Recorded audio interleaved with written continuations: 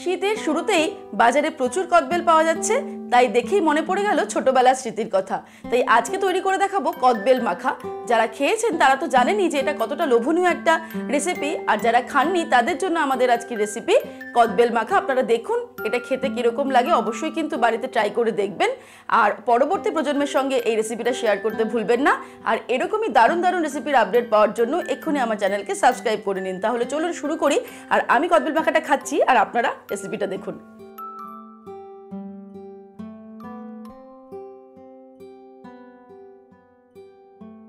Recipe শুরুতেই আমি প্রথমে একটু কাঁচা লঙ্কা কুচিয়ে নিচ্ছি।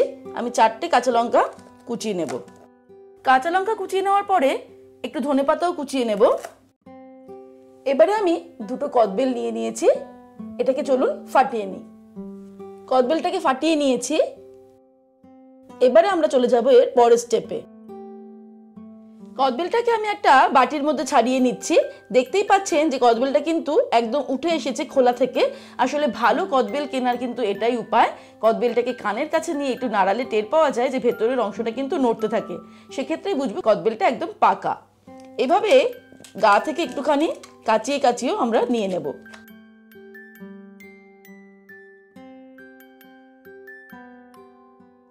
এবারে আমি বাটির মধ্যে বাকি ইনগ্রেডিয়েন্টস গুলো নিয়ে নিচ্ছি। যেমন নিয়ে নিলাম লঙ্কা, তো আমি 4টে কাঁচা লঙ্কা কুচিয়েছি, তার পুরোটাই প্রথমে নিয়ে নিই। অল্প পরিমাণে নিয়েছি কারণ প্রয়োজন মতো দেব। দিয়ে দেব নুন, 1/2 টিস্পুন নুন নিয়ে নিলাম। চিনি নিচ্ছি 1 টিস্পুন।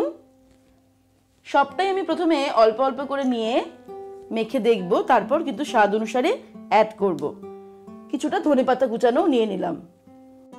ধনেপাতা, কাঁচা লঙ্কা আর নুন চিনিটাকে খুব ভালো করে এভাবে মিশিয়ে নেব।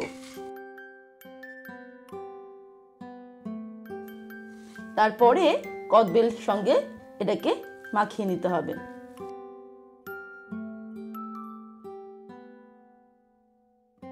মাখতে মাখতে হাতে কিছু আঁশ পড়বে, এগুলোকে আমরা কিন্তু বের করে ফেলে দেব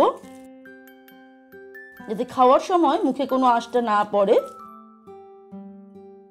ভালো করে মিশিয়ে নিলাম নুন, চিনি, কাঁচা লঙ্কা আর ধনেপাতা।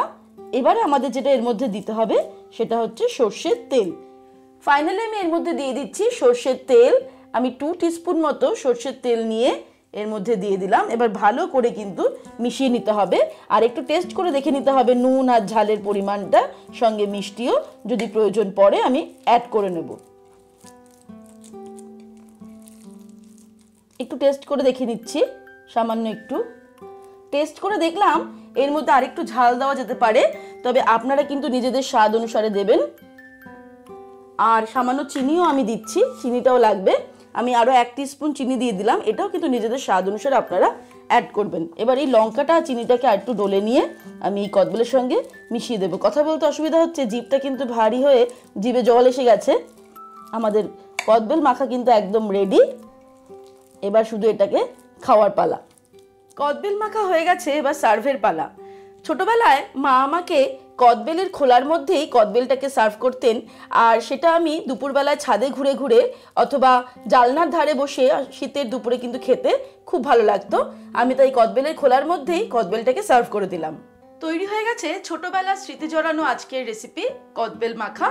আপনারা কিন্তু অবশ্যই রেসিপিটা কেমন লাগলো আমাকে কমেন্ট সেকশনে কমেন্ট করে জানাবেন, আর রেসিপিটাকে নতুন প্রজন্মের সঙ্গে শেয়ার করতে ভুলবেন না, আর লাইক করবেন। আর এরকমই দারুণ দারুণ রেসিপির আপডেট পাওয়ার জন্য এক্ষুনি আমার চ্যানেলকে সাবস্ক্রাইব করে নিন। তাহলে আমি যখনই কোনো রেসিপি আপলোড করব আপনারা তার নোটিফিকেশনটা পেয়ে যাবেন। ভালো থাকবেন, সুস্থ থাকবেন। আমি আবার হাজির হব নতুন নতুন রেসিপির সঙ্গে। নমস্কার।